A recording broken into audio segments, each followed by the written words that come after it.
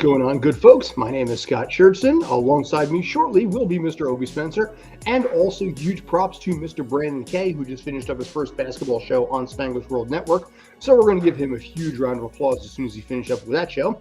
And this is what grinds my gears. It is Pi Edition 3.14 for all you folks out there. It is March 14th. Congratulations. It is now Pi Day, and also, if you want to say it, the Ides of March Eve. Tonight, we are going to be breaking down some massive things that have been happening in the world of sports. Some things that, frankly, are just pissing me right the hell off.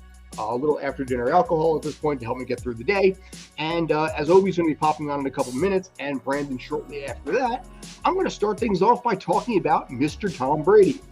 Mr. Thomas Edward Patrick Brady Jr., the arguably all-time greatest quarterback of all time, 7 Super Bowl wins, 10 Super Bowl appearances, all-time leader in passing yards, I believe touchdowns, basically really ruling pretty much every single possible category out there, made the announcement at the age of 44 that after a stellar career spanning 2+ decades, he is hanging it up, he's calling it quits, and he's going to retire to spend more time with his family.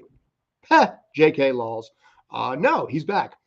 He has made the announcement yesterday that at this point, he is coming back to the Tampa Bay Bucks at the ripe old age of 44, possibly sporting that beard. I don't know yet. We're going to find that out in due time.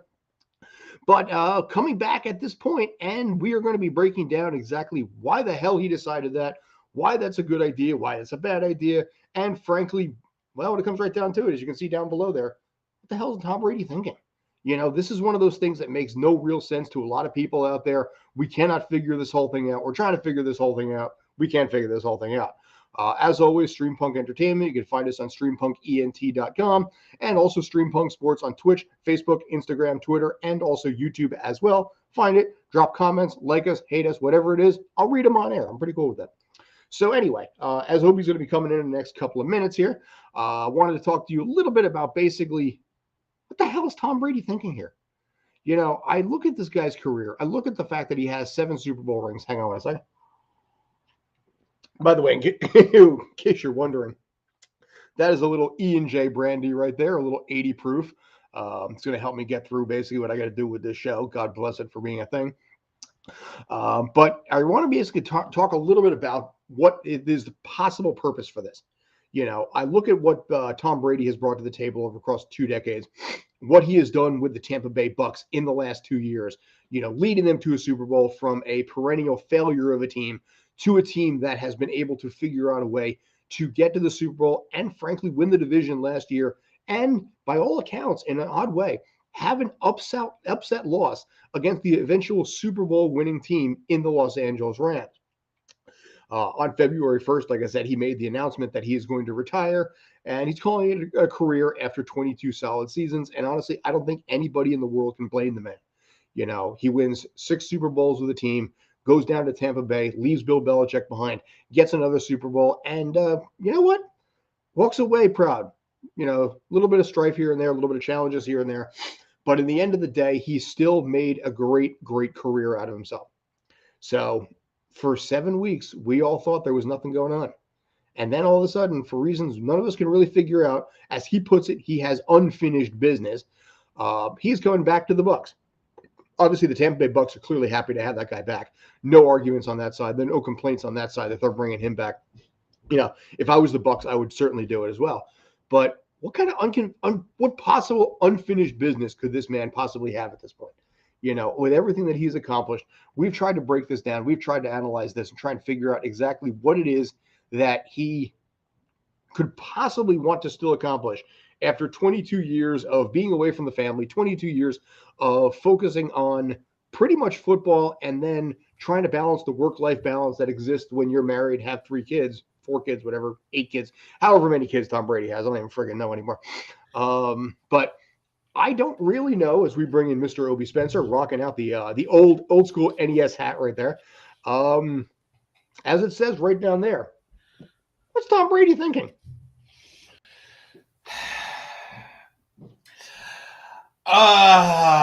So I have horrible opinions of Tom Brady. So first, let me just say, Tom Brady is an NFL Hall of Famer. And if, God forbid, the stuff that I believe, based on no proof whatsoever, are true, based on my personal preference, he's still a Hall of Famer. Mm-hmm. We talk about Tom Brady's agelessness the same way we did about Barry Bonds's. Mm-hmm. I don't know what Tom Brady had to do while he was retired for 2 months compared to what other NFL players had to do while he was retired. Well, they had the last 2 months to try to recover. I'm hinting at something, and if I'm the guy who's right, nobody cares because we have much less followers than the ESPN guys and whatnot at this point in our careers. For now, at this point, we're going for it, but I don't know that this wasn't the plan. I mean, I know why he did it on the worst day he possibly could have done it to interrupt the NCAAs. He did it so that Godwin and the other guys and the Fournettes of the world would not sign today with somebody else. They would take an extra beat before they did what they did. So I get that. The timing stinks because the timing stinks, and there's nothing that he could have done about it. But I also don't know, just because he says he's not retired, again, back to my original point. Did he turn in the retirement papers? And when does he pull back the retirement papers? And what does that mean for testing? Like, what does that mean? This is not a guy who has a clean record when it comes to cheating. He's kind of been vindicated in Deflategate, but he did smash his phone. So maybe there was something else on there that caused him to smash. I don't know. He also smashed the Windows tablet. Let's not forget that, too. Well, yes, that was very mean and angry. And had he been one of many other quarterbacks, that would have been he gets away with some of that nasty behavior more than other quarterbacks do as well. Some of that goes along with winning nepotism, 7 championships and whatnot. So I'm going to give him the pass on that, on how he gets covered that way. So I think that he pulled the wool over our eyes. I think this was all part of the plan. I don't think this was anything unexpected in the Brady household. That's my honest opinion about this. All right. So let me ask you this then. So if you basically think this was a pre-existing plan and they're like, okay, we're going to wait this out, do this whole thing. Why? Why not just say basically, even after the Super Bowl, dude, I'm coming back. I'm not done yet. Because I'm telling you, he wanted to be free of the NFL protocols and rules for a few months while his body recovered in the offseason. That is my conjecture. All right. I'm sorry. That's what I think. If your name's not Derek Jeter, people should look at you cross-eyed. Somehow Derek St. Jeter gets off, I know. But if your name's not Jeter and you do things at age 45 that no one else can do at 35, I just you watch the coverage of him, and it's like the coverage of Bonds. Look what Bonds did from 40 on. Okay, well, when we've seen this happen in the past in other sports, we've come to a conclusion that we haven't been particularly wrong on. So, journalists, then he'll get caught or something, and the journalists will be like, oh, we're not putting him in the hole. Like, you guys didn't even think to discuss it. I still think he's a Hall of Famer, even if I'm right. So that's not the point here. I think it's very fishy. Again, and maybe I'm wrong. Like, maybe he never turned in his retirement paperwork. So then in that case, I'm way off base. I'm an idiot. Maybe your first X months of retirement, you still get protocols. Again, I don't know these things for a fact. I'd be very interested in them because it smells very fishy to me on that front. And of course, if you want to do something like this and that's the reason you're doing it, you have to keep it quiet, because if it comes out that you did it and anyone other than you and your wife and your family knew, that's a real problem. You might have to keep them out of the loop. But the question is, in this particular case, and this is why I deliberately threw this particular image up, is at 44 years old, he was already the oldest player in the NFL by a wide margin, by 4 years last year. So, in this case, I think Whitworth was second, but I forget if Whitworth was retired or not. So he is still now basically back to the reins of the oldest current NFL player at this point.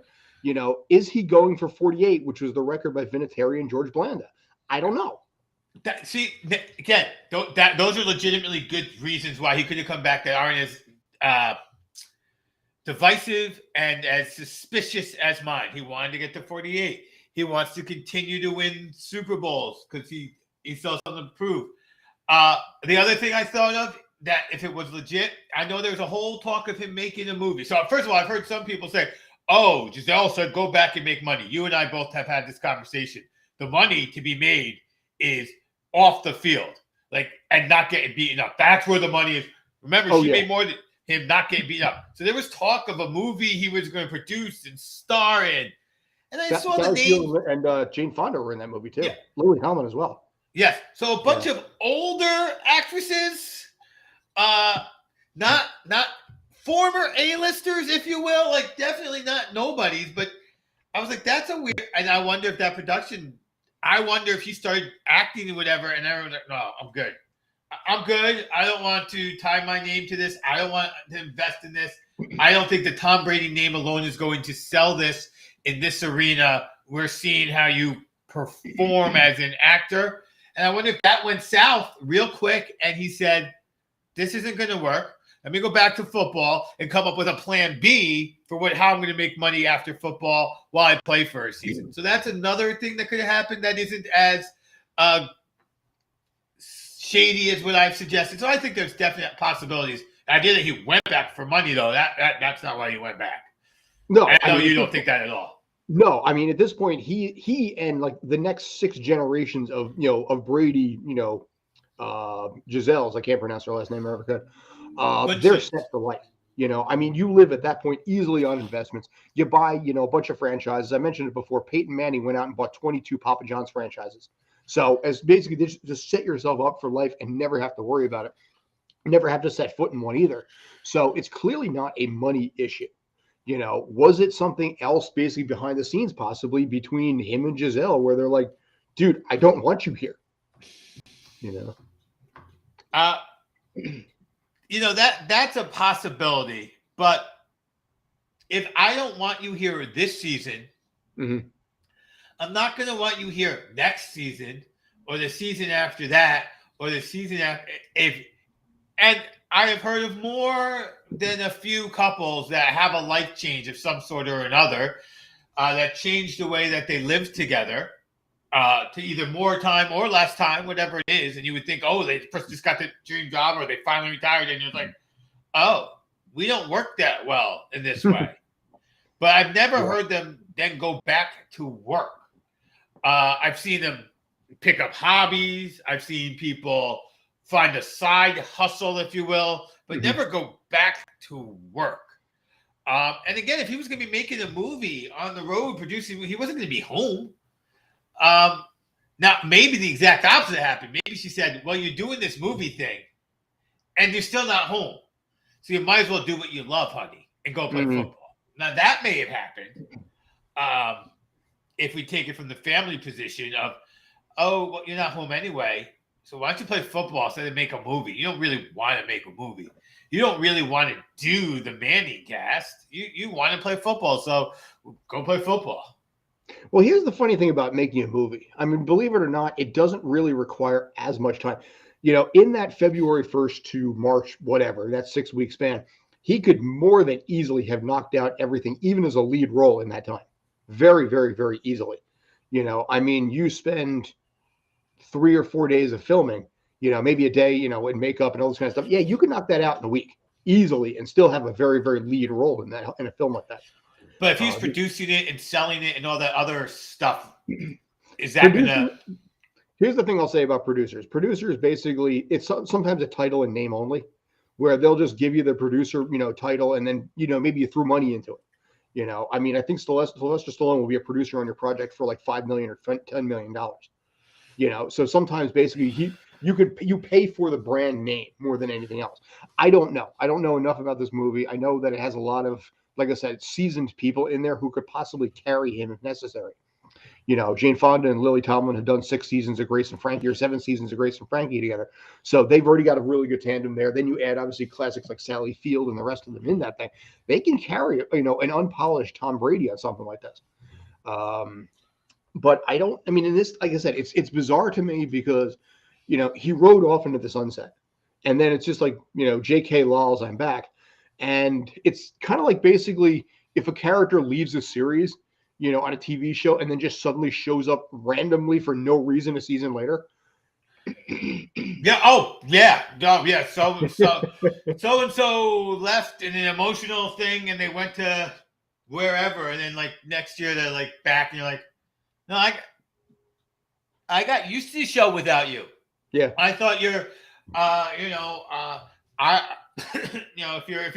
if you're old like us, and you remember Cheers, Diane left. Yeah, she did. she did come back at the very end, but if she had come back like in the middle, I think she even did come back in the middle at one point. Yeah, she Kelsey Grammer's character, wasn't she? She was supposed to marry Fraser and then left him at the altar, I think, right? Right. But so she left Sam, went with Fraser, came back to Sam. Fraser stayed on the show. That's how it was, I think. But yeah, if you leave and you come back in the show like that, it's kind of like weird. Now, he didn't quite really leave. He did the exact opposite of Brett Favre, right? Where Brett Favre's like, I don't know that I'm here. We got to talk about that with the tie-ins here, too. Go ahead. Yeah, but instead he's like, I'm out. I changed my mind. Now, fortunately, also the Bucs didn't make a move at quarterback. So that's good. Maybe that decision was that there was some talk that he was going to come back and join the 49ers. Maybe this was like a power play to join the 49ers, and it didn't work, and he decided, I don't live in this man's brain at all. And this isn't even the show where we're calling ourselves sports insiders, where I've kind of just been like, okay, I'm going to look at my bracket this week right now, and I'm going to see who else is moving where in the NFL to try to for football, fantasy football purposes. I'll be interested to kind of catch up and read what people who might be insiders might be saying to give me some sort of better thing than you didn't want to be part of protocols for 6 months, 6 weeks. I don't know. I have no idea what this was. And they do say sometimes that when the season ends, that's why a lot of the guys do take that time to decide, right? I got to decide. I got to see. Decided I'm staying. Yeah, I mean, by the way, I do want to mention the fact that Brandon Kay refuses to come on until we're done with the Tom Brady conversation because he refuses to acknowledge the return. I'm very disappointed by that. I personally would have. You demand, Brandon Kay. I would love to have him on right here because I would love to have him just have a colossal F-bomb meltdown that I can just sit there, slice, throw it up on YouTube, get it, 10,000 views kind of thing. Well, yeah, I'm sure. Look, I'll drop it for us. He was fucking pissed on our chat. Oh, so our boy Brandon was very unhappy. You'd think that like Slash came back to Guns N' Roses all of a sudden for him. we had that one time where somebody was actually dissing Guns N' Roses while he's wearing a Guns N' Roses shirt.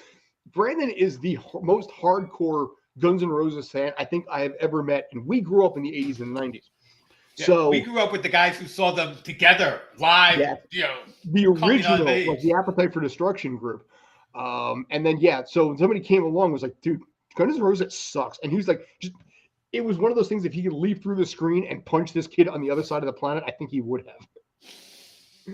We don't condone violence, boys and girls, but we're very good at it when we need to be. Yeah. But yeah, as far as like things that Tom Brady, it's we can wrap this conversation up in a little bit, but I think it tarnishes the legacy. It immediately brought back the ideas of Brett Favre, retiring, unretiring. And that became a yearly joke. I think it happened like 3, 4, or 5 years there, where every year he was like, will I, won't I? I don't know. We'll find out, and then it was always the Q&A. And it made no sense to me whatsoever, whether or not, and this is showing the same kind of thing. Yeah. Yes. It does remind me of that a lot, that phase of footballdom. The difference is that, Favre won his championships and then had this other guy, but like it was a different thing because there was this other guy we wanted to see behind him. He wasn't still winning championships, and Brady's 1 year removed from winning a championship. And to many people, he was the favorite this year. And I do wonder if, in a way, the mystique was broken And yeah. so, I'm a big golf fan. And besides the car accident and just not playing for a while, when Tiger came back, the mystique was kind of gone. It's like, this is a guy who's coming back. And Tiger was the one guy in golf who was the greatest front runner ever because people just saw him in the lead and said, I can't catch him. And they played poorly knowing they couldn't catch him. And I think, we saw it with Atlanta. I think we saw it in the Super Bowl with Atlanta. We saw it, I think, in the playoff game with New Orleans possibly. And we saw it definitely in everyone not named Stafford and Kupp. Even Kupp had the fumble on the offense for the Rams. That the team gets so tired. I mean, Brady wasn't playing well, and yet he still was leading the comeback. He needed the ball on the 30 to score touchdowns, but people are going to go, he basically didn't even want to be here. He's retired. And if that mystique's lost, the offense is a little more loose when they have the lead and not worry about him coming back. And they scored that touchdown early in the second half, and they kicked the field goal safely late in the third quarter. Fourth quarter, and it's like, no, that's just too much. It's still 3 scores. It's still 3 scores. That we won't know, of course, until the playoffs because that division is jank. And I don't know. Brady's going to win that division. That may be another reason he came back. He's like, Sean Payton's gone, so it don't really matter who they have a quarterback over there. They would rebuild anyway. Yeah. You know what? It's a jank division. I'm going back, but I got to play. That's it. And then also to a lesser degree with the fact that now Russell Wilson is no longer a problem in the division, in the conference either. Not that was a big deal, but it's certainly a factor in there. Carolina's in rebuild. Atlanta's, God knows what's going to happen there. That entire NFC South is in disarray right now. So yeah, he probably figures it's a real easy ticket, and it's an easy, who knows, first round bye is even possible now too. Yeah, that division, that should be 6 wins for a Tom Brady-led team. If he hasn't fallen off the cliff. That's one thing we need to remember is Ben fell off the cliff and played for 2 years as a really bad Big Ben. Manning fell off the cliff, played for 1 year, but won the Super Bowl with that outrageous defense. So that's just in recent memory. Drew Brees fell off the cliff and then, struggled for 2 years, couldn't throw the ball downfield, tried to play. Brees, of course, his thing was accuracy. I guess that's not something you lose as much as, your ability to throw the ball deep. So, if he's falling off the cliff, that defense slows down just a little bit. And, he might have 6 wins in division, but who knows? This quarterback carousel's still spinning. You don't know who's going to end up where. Maybe one of these, a 4th-round quarterback turns into a Russell Wilson or a Dak Prescott, who leads a team and becomes a challenge to Tampa Bay, especially if they land in Atlanta, where they still have, a receiver and a tight end. Or Thomas is still in New Orleans. So there's some. It doesn't seem likely that division's going to be rough, and I don't know who they're playing in conference and out of conference division wise. If they have to play the West. Yeah, they play. Yeah, they play the Rams in this case, the Packers, and I forget who the other team. The Cowboys. The Rams, the Packers, and the Cowboys. So those are 3 teams that are not going to be. You would expect to still have decent quarterbacks and still be in the running type teams. Anything can happen, but I don't know what full division they play, and on both the AFC and the NFC side. And if they're stuck against the NFC West, thank you. I can't imagine that. That's But then again, all the teams in the division are going to lose 4 games to the NFC West. But I think AFC in this case, apologize. I know that. But yeah, I think right now maybe that's part of it. I don't know. But I'm really curious to find out in this case what's going to end up happening. If this is going to ultimately tarnish his legacy. If it's going to be like year number 2 of Brett Favre when he was with the Vikings and everything did just go to crap. It's always possible. You don't know. But to say this, though, he is arguably one of the most conditioned athletes in all of sports across the board. His diet is extremely anal. His routine, That's his what they used to say about Bonds. What's that? That's what I'm talking about. That's what they used to say about Bonds. Oh, he knows everything he puts in his body. He eats That's what gets me. That more than anything else. You're not the only one who says that. He's got this method. He has a special, his own trainer who I know that's what scares me most about him. His trainer is also Gronk's trainer too, and nutritionist as well. It doesn't work as well for Gronk. A lot of the guys in New England were with him, and then eventually the guy Belichick got disheartened with him for some reason. Wouldn't let him in the build. Again, these are just these little red flags. So when you say sour grapes there. Sour grapes, red flag. Again, I told you, he's a Hall of Famer. He's the most accomplished quarterback of all time. We can talk about whether that makes him the greatest or not. He's certainly in the top 10. If he didn't win a single Super Bowl based on his stats. So I mean, great player. And so I would never take that away, no matter what he may or may not have done to get there. But just when you start saying best condition and at his age, it's like that's what they said about Bonds, And when Bonds got kicked out of baseball, he had baseball left in him. So, and they always hear that. That gets me nervous. I'd rather have like somebody who does it the Big Ben way, like, nah, he didn't take care of himself. Like I know, well, he's not taking care of himself at all. I can see that. He's drinking another beer. Well, I mean, you can see what happened to Greg Maddux. We're probably going to move over to baseball, I think, now anyway. So if Brandon's actually like watching right now, he can come on. It'll be safe in a minute. But yeah, as far as baseball, if you ever saw what happened to Greg Maddux as soon as he retired, he stopped pretty much everything. So you see, when he was looked at the Hall of Fame, you see him side by side with like Tom Glavine. And Tom Glavine is just still in like that perfect pitcher shape. And then Greg Maddux, it was honestly kind of sad to see it. I don't recall that, but I do believe you. And it is interesting to watch some of these players post career when they're going to the gym and eating properly was such a part of their workload that they're just like, I'm not doing that. I was part of my workload. And then other players you see like Jeff Saturday, you're like, obviously he doesn't eat. He stopped eating the way he used to eat. He completely changed his gym routine to just like a normal person, healthy gym routine. And you're like, that guy was an offensive lineman? You're like, okay. I mean, he doesn't look unfit, which is the point. He looks fit. He just doesn't look like he was once probably one of the strongest people on the planet, pushing people around for a living. Yeah. But, yeah, I mean, if you look at, like I said, I'm going to bring that up now. But sometimes you just kind of just stop the routine, So if you see that right there, that I is, do. Yeah, like zoom that out. There we go.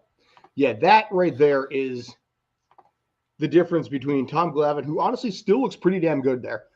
Frank Thomas obviously looks really good, but you can see what kind of like Greg Maddux sort of surprisingly dropped off a little bit there.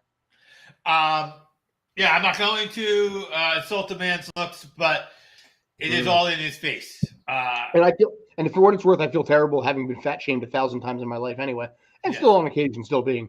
But it's just like I said. But the point being is that some people, the eating and the lifting is part of the job, and a part of the job they're very happy to get away from. And you see it a lot. And then you got other people who like football was definitely the job. Going to the gym was the fun part for Shannon Sharp, right? For people like him, So So it does take all different types of people to build a football team, which is wonderful, and even baseball teams.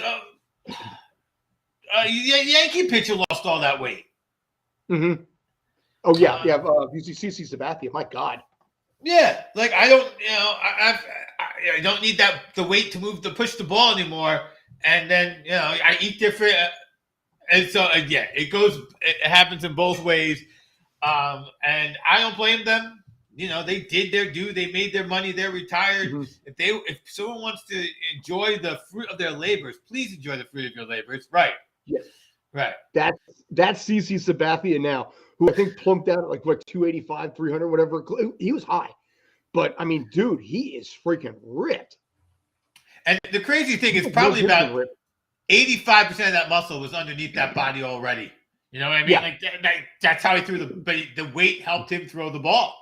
That body type helped him, kept him flexible enough to move the arm around and whatnot. Did you ever watch, or at least be familiar with It's Always Sunny in Philadelphia? No. Okay. I mean, I know who some of the people are in some of their other roles and go, oh, that person's in Sunny, if that's what you're going to try to get to. Mm-hmm.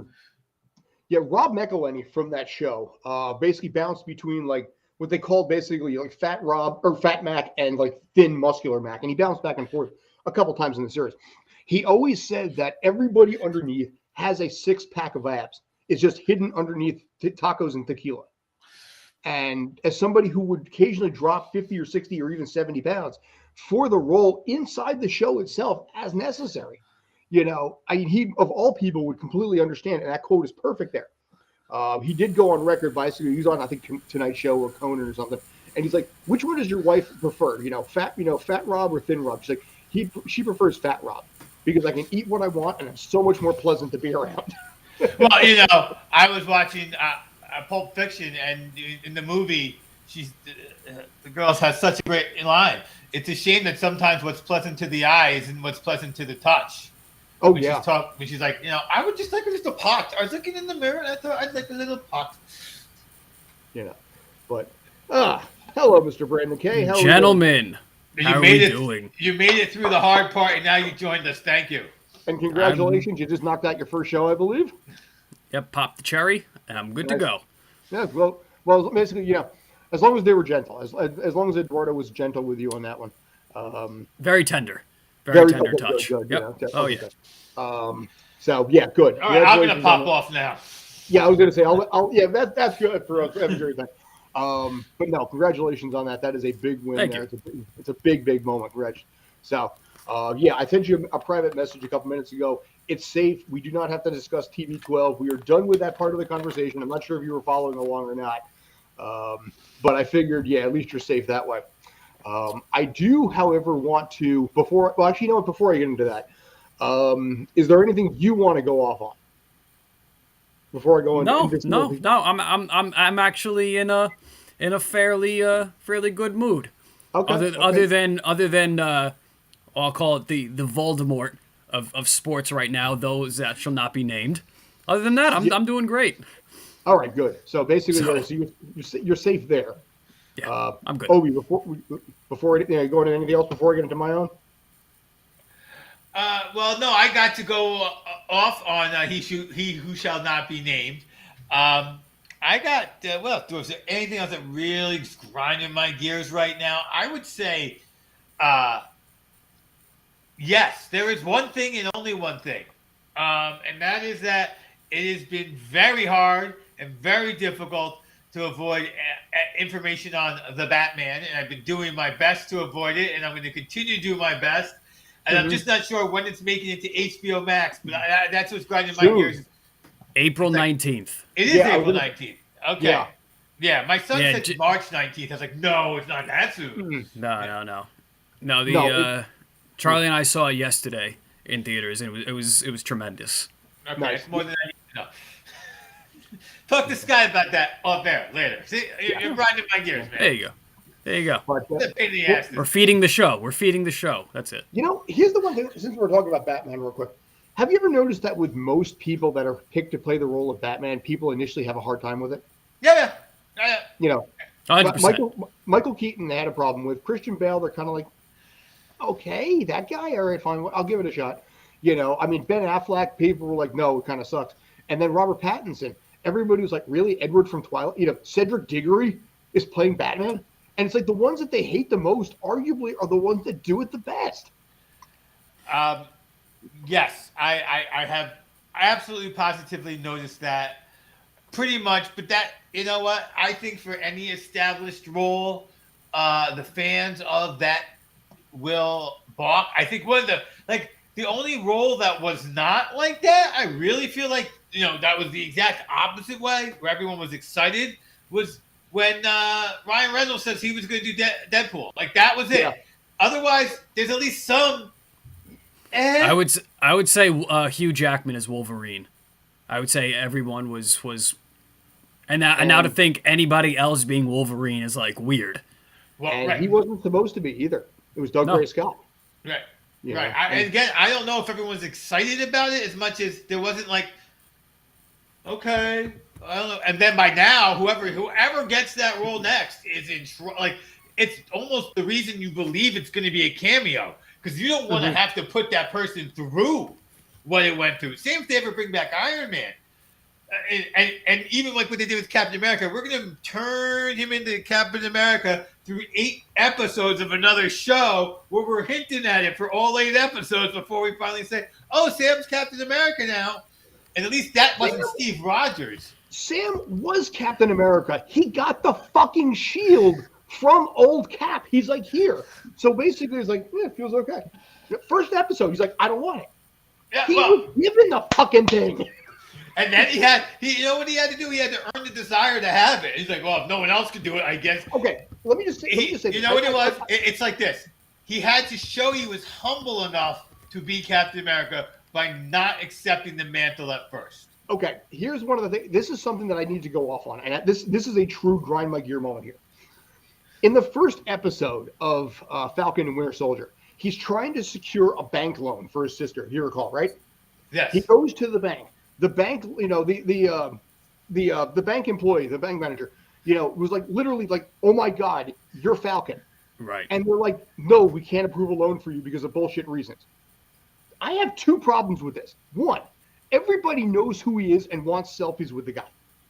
So he can get money anywhere. Worst case scenario, you know, he calls up Pepper He could go to a con. Tony Stark's, you know, wife. And be like, I need a bank loan. And she's like, here, have a gigantic bag of money. Actually, you know what? Have 3. Fuck it. Just take $2 million and go. You know, if that doesn't come down to it, the bank would be like, and the banks can do this, 0 interest loans in the right circumstance. They would do it for the PR purposes of being able to have a working symbiotic relationship with the guy who helped save the universe. But the guy's like, sorry, I can't give you a loan. Fuck you. Well, first of all, I mean, you want to talk about Shield? First off, no. To that point, Shield should be supporting that family for the rest of their lives. He's running mission operations for Shield. It's a government agency. He is a government. Yeah, they have to. Yeah. He has great credit. Right. That's the thing. He probably has the income from Shield, steady income, good credit, but nobody in a bank who is sitting there taking your information for a loan can tell you whether or not you are getting the loan. They have to take it back to that's not going to happen. One-on-one conversation like that. If banks can make decisions that fast on a loan, we'd be a much happier country and world. You can't even get that kind of speed. He would have had the same chance of not getting a loan as if he just walked up to the mint, said, "Let me get some of that," and walked away. Dude, I did loans. You know, mortgages, investment loans. I did these fucking loans. I know how this stuff works behind the scenes. I did it firsthand. If you're Falcon, it should not be that hard. Dude, if you're, you know, like I said, if you're Falcon and they know you as Falcon, they're going to look at you and be like, oh my God, he needs a loan from us. This is a huge marketing opportunity for our bank. Right, exactly. But you're going to have to, if you're going to have to go in the back, talk to some people, he's going to have to fill out the paperwork, leave and come back. I mean, that's once you get past the fact that it's not it's not an instant turnaround on a loan anyway. Like, I mean, it's television loan. It's television. But is it banking. Not? It's got to be more. It's got to be enough to get the ball rolling. I mean, come on. Yes, it's being. You know what? Thank you for filling this out. I'm going to take this in the back. We're going to talk to my underwriting team, and we'll see what we can do. Dude, okay, he has 0 income. I know, but listen, it's Falcon. We could do this. Let's write it up. Do it as it's a business loan. It's not a personal loan. That's the other thing. So it's a business loan, not a personal loan, which means there's so much you can do. So many rules that you have. So many options. The business community talking about it would just, oh my God, the underwriting on that would be so different than what's portrayed there. You know, and to take it a step further on this, there is something called a ninja loan, which I don't know if you know what that is. No income, no job application. It's called Ninja. It's an actual thing. He could have done a ninja loan in this case if he had to. Again, that would have been a personal loan again, not a business loan, which is... Yeah, still, I mean, But like I said, there's enough options out there that from the first episode, I don't think they do Ninja Loans. I checked out. I checked out. I don't think they do Ninja Loans anymore, man. They would in this case, because again, the man saved the damn universe. I mean, from the PR alone. But unfortunately, like I said, for me, I checked out as soon as you mentioned that, and Falcon, I had to go off on that because that entire thing, that entire series just pissed me off. Just because of what I mean, I love the fact that it tarnished what Endgame was, where old Cap gives him, passes off the mantle. I thought that was beautiful. And then the first episode is like, here, put it in the museum, take it. And I'm just like, oh my God. So. No, there is no excuse. Tales, by the way, they've heard this before. These poor guys over there. There's no excuse. Falcon should be able to get $1 whenever he needs at any damn moment. Exactly. Like I said, worst case scenario, he calls up Pepper Potts and be like, I need money. And she's like, here, have $1 million. Yeah, I mean, that would have been my first call, by the way. Pepper? Yeah. Because Tony would have left them each Tony would have also written the will so they all had plenty of money. Very possibly, yeah. That would have been the real hero move. In the reading of his will, you get $17 million. Yeah, I think. And by the way, and if not, I'm sure the Wakandan government can afford. Like, there's just, the whole idea that. But I think the point was also to interject into it comically. How do these people have money? Like, I mean, how do they get money? Which organizations pay them? SHIELD, the Wakanda government? Is it all Stark money? Let's not forget Ant-Man's money, although he was he was around. Oh, Pym. Hell yeah, they got money. Yeah. Oh yeah, Pym money. They got money. And I'm gonna say, but I mean, obviously, right now, also, if you look at it, Hulk was kind of a celebrity. People were taking selfies with him. He might have some bank in there too. He could loan you $40,000 maybe, or at least co-sign on a loan. You got Dr. Bruce Banner co-signing something that would make him money. But they're like, no, we have to do this on our own. It's a family decision. Dude, you're gonna lose your freaking business. All right. Absolutely. Anyway, I'm letting that one go. But yeah. By the way, that's what this show is about, right? Though, like, we totally took a left-hand turn, which is perfect on what grinds our gears. So I'm glad I found something that really got under your skin, Scott. Yeah, like I said, that I've had a massive problem with some of the Disney Plus spin-offs, and honestly, partly because I really thought Falcon and Winter Soldier was going to be more enjoyable than it was, and it disappointed me. And Hawkeye was okay, Book of Boba Fett. They all just seem short. Peacemaker rock. Peacemaker, man. Simply put, basically, Marvel went from here down to here, as far as basically what they did with their spinoffs. Joss Whedon, who is phenomenal from my understanding, went from here to just ramp it up. He's like, I can get away with a lot more now. And he did. And it worked out so phenomenally. And my only question is, how are they going to... Not Joss Whedon. Oh, Jesus Christ. Oh, my God. James Gunn. Oh my God. Yeah. I'm sorry I said it that way. No, I couldn't remember who it was, but I'm like, I was I'm cutting that part out of this, by the way. I remember saying this to you guys the other week. For Peacemaker, it was one of the most mature shows out there. But they got a lot of. I was surprised, like a lot of the stuff that Robert Patrick was saying. Like some of the racial stuff, like there was some things where I'm like, not that it bothered me, but I was just surprised that it was they just threw it out there so kind of carelessly. When we had Lloyd Kaufman on Tales a couple weeks ago, he talked about James Gunn because James Gunn used to intern for him way back when he was nobody, and he's like, even then he had like this no filter approach, and he's like, I will get through anything, and James Gunn is one of those rare people that can get canceled, move and become more popular. He is one of those rare uncancelable people now. And it's really, really impressive to see what happened and how he went from, Disney fires him, he's not doing Guardians 3, and then DC's just like, we'll take him. Yeah. Yeah. And look what happened. And now suddenly DC movies are kind of moved up the pace. Marvel movies have come down, and now they're kind of even in some ways. Especially when you throw the shows into it now. What's that? I'd say the level is evening up. Yeah. Yeah, I definitely think for even if you use the Arrowverse, the TV world in DC has been better than the Marvel world. Even the Netflix Marvel versus the Arrowverse. Yeah, the Arrowverse was campy, but it was good. I enjoyed a lot of it for a long time. Whereas other than like season 1 and season 3 of Daredevil, most of Netflix stuff was like, you don't know where you're going with this. You don't know what you want to do with it. Iron Fist. I didn't finish Iron Fist at all. Luke Cage was going great, and then like they went 2 episodes too many. Daredevil, the first season was great because of the choreography practically being as good as the original Old Boy, just less violent. And then the third season, what Vincent did was off the hook amazing in season 3. But now season 4.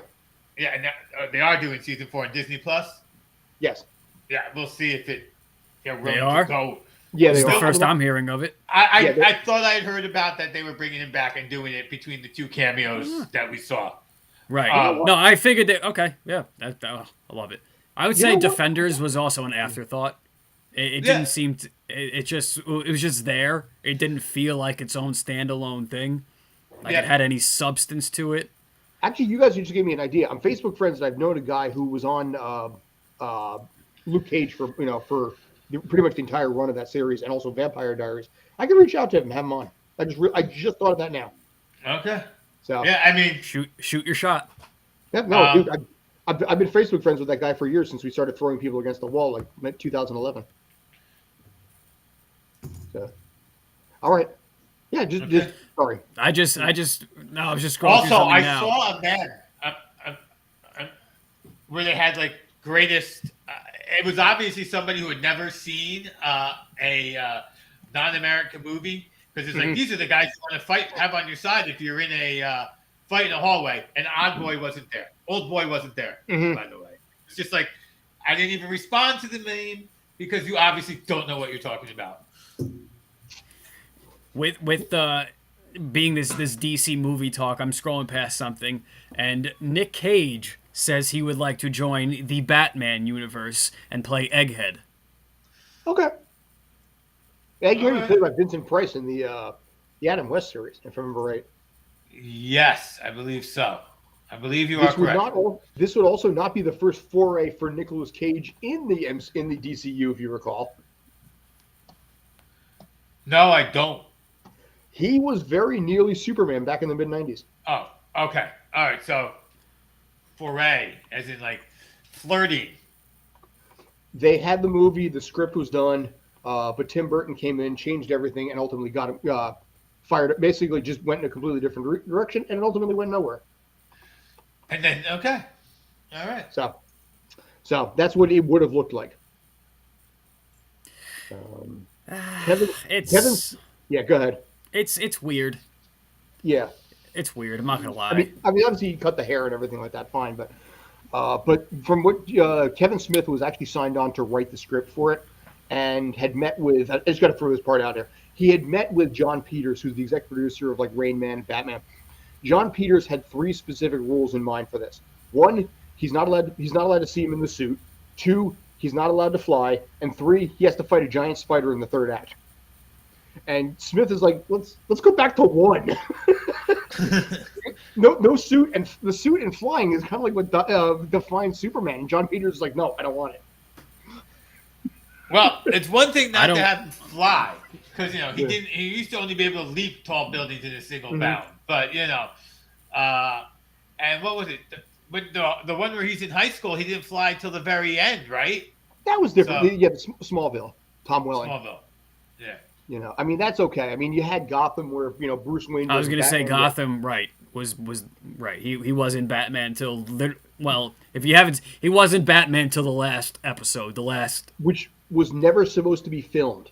The series was supposed to end with Gordon and what's her face, Leslie Tompkins, getting married. The series was supposed to end there, but then they ordered 2 more episodes, so that's when they did the time jump. So believe it or not, there was never supposed to be an adult Batman. Fun. And I'm just thinking about it now. That Batman that they showed at the end would probably be around the age and year that Robert Pattinson's Batman is taking place in this episode. Could be year 1, yeah. 1 or 2. Yeah. Here's what I'm going to say. David Mazouz was the kid that Bruce Wayne on that show, and phenomenal actor, but very, very alone. He lived out in L.A. He knew nobody out here, and it was a very, very, very tough 5 seasons for that kid.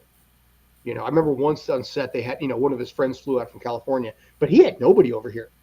When he was doing a TV show called Touch with Kiefer Sutherland, he was literally 3 blocks from his house in L.A., and it was just like boom, boom, just done. But here, he was 3,000 miles away from home. The only person he actually knew coming over was his tutor, and he spent 5 seasons over here. So give the kid a lot of credit as a trooper on that. He was a phenomenal actor, but damn, was he lonely.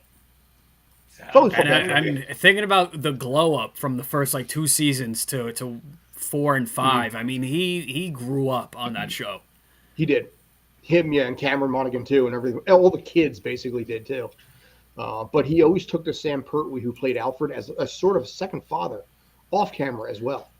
Well, that's like, if you follow Will Wheaton at all with his Space Mom, he talks about how he. I'm not giving anything away about Will Wheaton's family. I mean, if you just follow him online, he hates his real parents, and his Space Mom is his mother. That was his mother figure. Gates McFadden, you mean, right? Yeah, and and not the other lady in season 2, whatever her name was. No, because that one wasn't his mother though on the show.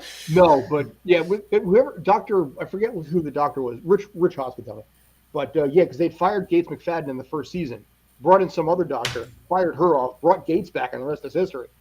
Yeah. And then Will Wheaton left on his own anyway. Yeah, right, and Will was done with it. So.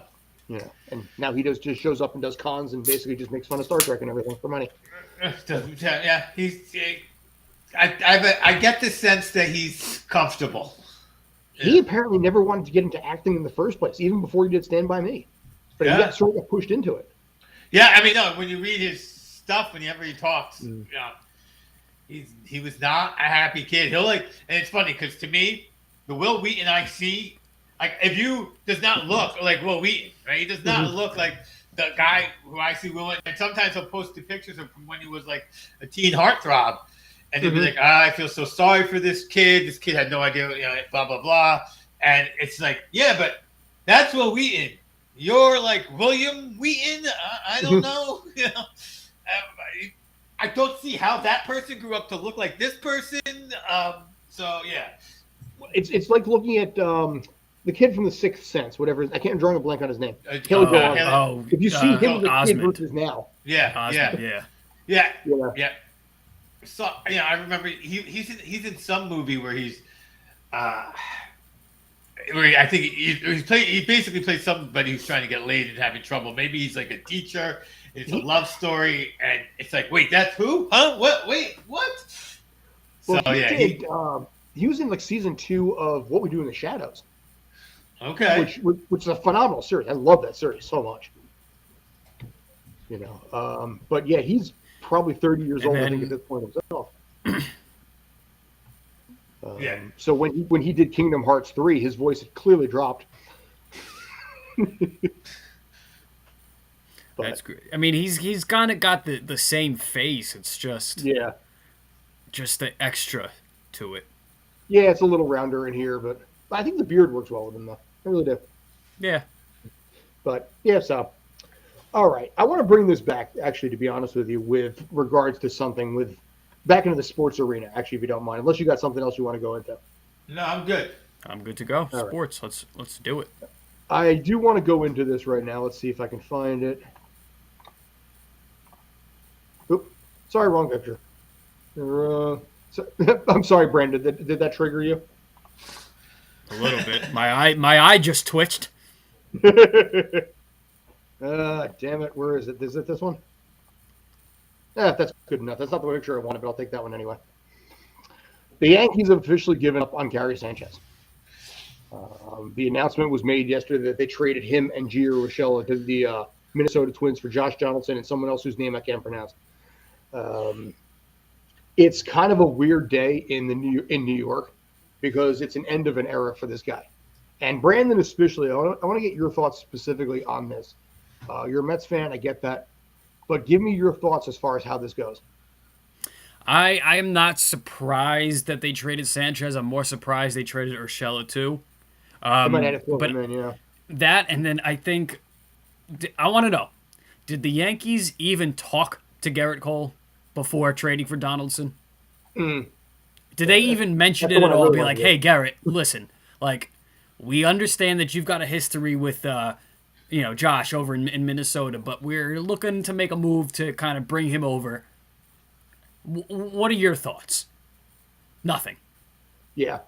I think that there's still. I mean, it's probably going to overstated in the moment. It'll be fine as it irons out through the season, but just it is something to kind of keep an eye out for, because if there's anybody that's petty as hell in Major League Baseball, it's Garrett Cole. Yes. And if there's any guy in the league that don't give a fuck, it's Josh Donaldson. So putting the two of them together can really, really be a powder keg. It's just, yeah. I'm not surprised they traded Sanchez, but the Urshela thing surprised me. I mean, I've told you this so many times. I think that once they got rid of Didi Gregorius, that was kind of the downfall in their management. Yep. A lot of us. So this trade overall does not surprise me at all. Yeah, I mean, for my take on this, I mean, I understand. I think for Sanchez, it's great. I think getting out of the New York market, he needs a fresh start. Absolutely. I think he will crush it up there. So much less pressure, so much less. I mean, he can just swing and be who he is. I don't know how he's going to be on the catching side of it, but as far as the at bats, yeah, he could cramp 40 home runs this season. It wouldn't surprise me. Sure. Donaldson supposedly had conversations with Garrett Cole, and it's been productive conversations where I think Garrett Cole essentially said, as long as we're focused on winning, everything is okay, which is roughly translated to, do you want to win? Yeah. Do I want to win? Fuck you too. Let's go win. That's probably how it basically went down. Yeah, no, I wouldn't be surprised. I'm sure that's how it went. Those are two alpha dogs there. Mm-hmm. And you look at the Garrett Cole deal and everything like that, and Josh Donaldson. I mean, here's the thing: if Josh Donaldson's, if he actually is able to bail out Garrett Cole, they'll get along well. If he makes a couple of bad errors, then basically you could see this continuing, during the season as well. Yeah. On the other hand, this is the guys you got to play with, and there's been teams, Yankee teams from the early late 70s, early 80s that did not get along. Baseball, like the baseball, granted, this is the battery, is the easiest sport not to get along with your teammates in. So you go, you do your job, you come home, you go left, I go right. I'll see you next game. Now you're right. There can be some frustration, especially if, I want to throw this and you want to call that. But hey, they're gonna get through it. I don't doubt that. The desire to get a World Series victory in New York, it's gonna be too great not to. Well, I mean, in this case here, I mean, he is 36 years old. The Yankees owe him $25 million for the next 2 years, and they took on that full contract in this case here. And obviously, Minnesota gets a more or less inexpensive players for this. In your mind, who won out on this deal? With these baseball trades, it's not even like basketball or even football, depending on the player, where you can black and white say who won, who lost the trade. Especially recently, being the Philly Brooklyn trade being the most recent to kind of fit into that question. With baseball, it's so tough. I really think we're not going to find the answer until the season plays out, even the next season after that plays out. I just think baseball is too complicated of a sport where it's easy to predict whether this team won a trade, this team lost a trade. Yeah, I think that, look, most of the time, the teams that make the trade think they're making a fair trade for whatever value they're making the fair trade for, and history tells the story in the end based on who performs and who doesn't. And you don't know who's going to perform and who's not.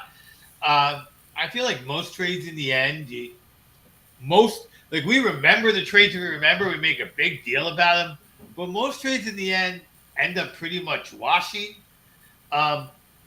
So I don't think either team, made a huge difference in terms of, we got the better end of this deal. I could even make, even the Cowboys trading away, Amani Cooper. People go, oh, this team got. No, I mean, both teams have legitimate reasons for wanting to make that trade the way they did. So, that's what the trade is, right? I would say the Cowboys won that trade. Okay, I mean, I think the Cowboys got it. I think the Cowboys lost the trade when they signed Zeke for so much money that they had to make the trade. Mm-hmm. The trade that's a whole nother discussion. Right. Right. Instead of paying $10 million to nobody, they got a couple of late round draft picks they could play with. So yeah, I think they won that trade. Except on the other hand, Cleveland for a couple of late round draft picks got themselves a great wide receiver. They don't have to negotiate with. They got him under contract. They can let Landry go and now find a guy for less money to be that number 2 wide receiver. So I think, from Cleveland's standpoint, it was a great deal as well. The people who go, I think a lot of the talk has been, he's a great route runner and that's all they got for him. No, they got $20 million in free cap space for him. And, that's what they got, two deep picks and $20 million cap space. That's what his value was. Contract month counts. Less in baseball, obviously. But I think in baseball, like Brandon said, you got to wait for this to play out. And most of the time, one of the other guys gets moved, and then another guy comes here. And then they, 10 years from now, they go, well, this trade becomes part of some crazy scheme where one of the teams got a great player as part of all the mechanisms that this trade was involved in. I could see either both of them being on the injured list within the first month of the season. Now, looking at the WAR on this, Donaldson has had a better WAR than Gio Urshela, but Gio is also 6 years younger. So right there, and obviously much less expensive. I don't like this trade as a Yankee fan. I understand I can accept letting go of Gio Urshela if he's going to be part of a package deal for Gary Sanchez. I get that part of it. But you don't want to go older in the process and more expensive in the process. And you just pulled on $25 million a year extra, and for a guy who very easily could be fragile and miss 40, 50, 60 games at least every season, if not 60 games in the next 2 seasons. Last year he played 135 games, not bad. But you have to. He's been on like 3 or 4 teams since he won the MVP with Toronto in 2015 or whatever it was. He played with Toronto till 2017, and then he's been on 3 teams. 2018 he joined Atlanta, then Minnesota 2020, 2021. So he's put up decent numbers with Atlanta. His batting average, honestly, has been suspect. Last year was 247. Year before that, 222. But COVID, say what you want on it. But as a hitter, he is a good hitter, and he will fit well into that lineup, I think. But I just worry about how to DH that guy because he's 36 years old, which means how much are you going to have to do with Giancarlo Stanton, or Aaron Judge? I would not surprise me in the least if the Mets are a better team than the Yankees this year. And I'm saying that knowing full well that you are a Mets fan, and I know full well how the Mets got a Met. I understand that. But hey, we're lucky to still have our first baseman. So after what happened today, yeah. Well, yesterday, whatever it was. Yeah. Go ahead. Finish that up first. No, I was gonna say I was surprised because if it happened yesterday, I didn't hear anything till today. So it's just it was reading it and hearing the. Car accidents that do not have a that do not have a DWI involved in them are very easy to keep out of the news. Mm-hmm. They just are because car accidents happen all the time. Yeah, that's fair. They're not noteworthy. When you go to the hospital can't say who it is. So it takes a little bit of time for a car accident that doesn't involve a DWI to hit the news. Now, if I understand correctly, and correct me if I'm wrong, but the guy ran a stop sign or something, right? A red light. But there was no anything I read. Not that I read or looked too much into it today, but he didn't mention anything with any DUI or any other debilitating. And even if there was, again, that's the victim would victim. The one injured in this case, Alonso, would still have been a John Doe to the press until such time as it came out. So, yeah. But yeah, I have not read anything that suggests there's anything other than just a car accident. A horrific one, but a car accident. Yeah, right. Yeah. I mean, in this case here, whoever it was ran the red light, hit him. That's when you have that ultra all shit. Fucking Yankee fans. Yeah, probably. No, but honestly, there was like a weird part of me thinking to me like, Mal, imagine being the guy that T-boned Pete Alonso. Like, damn. As a Yankee fan, it's one of those things. And the Mets don't pay attention to the Yankees too much. Yeah, they're more focused on like the Braves and the Phillies and the Nationals. You focus more on your own division. Wow. Yankee fans kind of work the same way. Yeah, for the most part. Yankee fans don't pay too much attention to the Mets. They're more You're right. Yankee fans, but the Mets fans are focused on the Yankees. You sons of bitches. Let me ask you on this. I honestly don't care necessarily what the Yankees do. I really don't. I pay attention just because of the New York crosstown aspect of it, but not so much for the overall sake of the sport. I don't necessarily care. I'm aware, and I'm very much paying attention, but that doesn't mean I have anything really to say or feel about it. Y'all do what you want. Y'all can do what you want. We're getting our shit together. When I was in New York, or not New York, that's a lie. When I was in North Jersey, when I was in the area, and I had my season tickets, and I watched 150 games a year of the New York Mets, I could tell you also what happened that day to the Yankees, and I was rooting very hard against them. The Jeter years of World Series dominance, I hated more than anything. No, my favorite game in all of baseball is Game 6 of the World Series, but close behind it is the bloody sock game. Like, that is how much I hate the Yankees. So, the worst thing and then I was down here when the Phillies Yankees played in the World Series, and although a lot of local Met fans said it was the worst thing that could happen, I was like, no, I'm still easily rooting for the Phillies. Like, I was still easily rooting for the Phillies. See, no, I can't do that. Go ahead. But I can't do that. Here's an interesting fact. You're younger, and for my entire lifetime, for the first 75% of my entire lifetime, if the Mets were good, the Phillies were not. As a matter of fact, they only had winning records at the same time for 4 years. Now, granted, there was a few Phillies that were Met killers. There were always two ships passing in the night. They were never. And if the Phillies and the Braves come down to it, I'm jumping on the Phillies. I'm like, let's go Phillies, crush those Braves. Like, the Braves I dislike, but I just can't hate the Phillies. I don't know.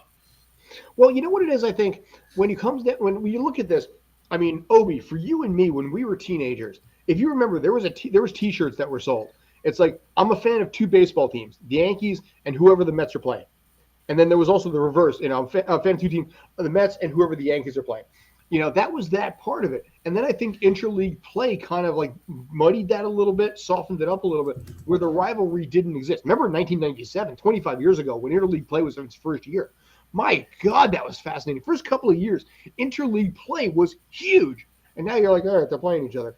Because I think from Brandon's perspective, at the end of the day, yes, you have the crosstown rivalry. Yes, the same city. But at the end of the day, they are just an AL team.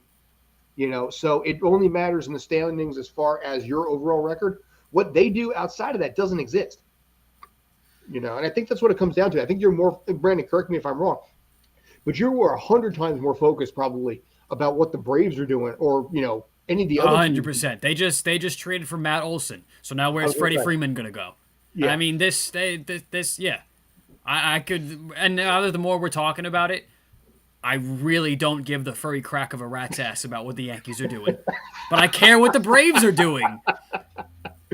But honestly, though, it does. I think it does fluctuate times of the year, and when some teams are good and some are not. But for the most part, I know the Yankees we're coexisting. But just do what you want. So I have a friend now. A friend. He's same age as I am. I met him. He's a Met fan. Because I met his best friend and became very friendly with his best friend. I was good friends with his best friend. And the reason we connect is because his best friend's a Yankee fan.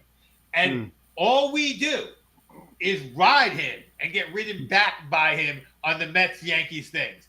And now we are all older than 45. So we, granted, like, I'm one of those Met fans that after we won the series against the Sox, we're like, okay, back to let's go Sox. You keep beating the Yankees. And it's funny because I'll have Sox fans who hate the Mets almost as much as they hate the Yankees because they lost that series. I don't know if they've gotten over it now that the Red Sox have won a couple of series long since then. But there was a definite, like, as a Met fan, I go with Boston. I'm rooting for Boston. Like, easy peasy. I don't know. And part of it, again, remember, now I'm further away than I was before. We've talked many times about baseball is regionalized, so I can only either decide to buy a baseball package or watch the Mets when they're on national games, which completely cuts into my baseball watching of the Mets. So, yeah, I wonder if that has an effect on why I still feel that way as opposed to have matured. Yes, Scott. All right, Obi, I got a question for you. Yes. Given your contempt, obviously your Met loyalty and everything like this, Yankees and Braves, in the World Series in the 90s, or let's just say it happens again next year, certainly plausible. Who do you pull for? Gun to your head, you have to root for somebody. I was rooting for the Braves. Okay. When they met, I was rooting for the Braves, and I knew that Wade Boggs was going to get a walk when bases were loaded to win the Yankees the game. Like I was like, that's it, it's over. Like, I got to tell you, there's something with the Braves where I don't hate them. There is something with them. You know what? Like, no, when we're playing the Braves and over the, like, the hell with the Braves. But just like, again, in the grand scheme of baseball, if whatever the Braves are doing in them is not affecting the Mets or whatever, like, I don't have a vitriol displeasure for them like I do even the Nationals or the Phillies or the Marlins. Like, fuck the Marlins. Like, get out of here. That's the team I feel bad for every year. I feel bad for out of here. John Mattingly hardcore. It is interesting because, like, I will say this. Also, in living in this area, we're going to change it to a slight. Like, I almost hate the Yankees more than I like the Mets. But I know that there are people here in Philadelphia, and I saw it this season, who hate the Cowboys more than they like the Eagles. Yes. Yeah. They were like, the Cowboys were playing the Redskins. For the Eagles to get into the playoffs, basically they needed Cowboys beat the Redskins, the Eagles win out, and the Redskins and they could even still afford to lose to the Cowboys. But the Cowboys beat the Redskins in that first game. All the Eagles had to do was win every other game they played except the one against the Cowboys, which is what they did to get into the playoffs. And there were Eagle fans calling up the radio station going, no, I'm going to root for the Redskins anyway. We'll take care of our own business. As much as I hate the Mets, and as much as I hate the Yankees more than any other teams in the NL East, on those interleague games, I am still, if the Mets are in it, rooting for the Yankees. If that. All right. I'm fascinated by this. I got more questions I got to ask you. Just two more, if you don't mind. One, who are the three Yankees you probably hate the most right now? Right now? Yeah. They're not an easy team to hate, but I would just go with Judge and Stanton just because they're the big boppers. But they're not. I don't like Garrett Cole. He's really autistic. Yeah. As a Yankee fan, I don't disagree. He feels very mercenary to me. Yeah. I didn't like CC. I don't know, he almost feels like, I don't want to say, I really don't want to say entitled. But, I mean, there's the whole thing where he grew up this esteemed Yankee fan, and he has the chance to come pitch for. It's like, he bothers me. And then you cheat with the Spider. It bothers me. You bother me. I don't care for him. Other than that, everybody else I really don't mind. Even Aaron Judge, like, I actually like. All right. So and I didn't necessarily, by the way, for that, it's hard for me because I didn't hate the players. I hated the uniform. Like, here's my other question, and this is the one I've been looking forward to here. Yes. Yankees and Mets make a blockbuster trade. Pete Alonso, Jason DeGrom go to the Yankees in return for Garrett Cole, Aaron Judge, and Giancarlo Stanton. As diehard Met fans as you are, and diehard Yankee haters as, for example, Obi is in this particular case. Obi, what do you do? I root for the new guys in the Mets uniforms. So basically, you root for laundry. Yeah, I definitely. with baseball, more than any other sport, I root for laundry. Baseball, more than any other sport, I'm loyal to my team. It's the only team I haven't picked up now here in Philadelphia. Nor do I ever expect to ever pick them up. It's the Mets or nothing for baseball for me, which I think is the Mets legitimately feel like my brother. The Mets legitimately feel like a family member to me. My Christmas tree is still decorated with Mets paraphernalia. For a long time, I get the whatever company would send out the nice ceramic Mets. They would just show up. Oh, you owe us $45. Sure, here it is. Here's my $45. They gave me my Mets Christmas ornament. So, the Mets are much more. But again, I was a Sunday season ticket package holder. Anyone who grew up in '86, was a Met fan prior to '86. It's hard to not recall that in the community around it. Anytime I talk to many of my friends from North Jersey, they're still either Mets fans or we talk, or it was so Mets it's so Mets or Yankees. It's like, so you were either I'm going to bust on you about baseball or not. I think that's another reason I hate the Yankees so much is part of, oh, you're a Yankee fan? Oh, you're a Met fan? So let's just gibber yabber BS about that, about how my team's better than your team's better than my team, about that. That became an important conversation point that continued with me right on through college, where I went to a New Jersey school.